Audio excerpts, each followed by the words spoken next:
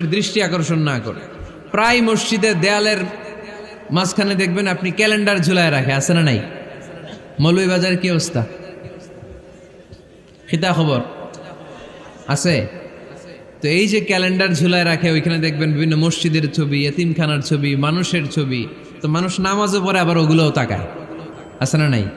প্রথম কাতারে পরে ওইখানে কি লেখা, এগুলো পরে তার ডিস্টার্ব হচ্ছে না?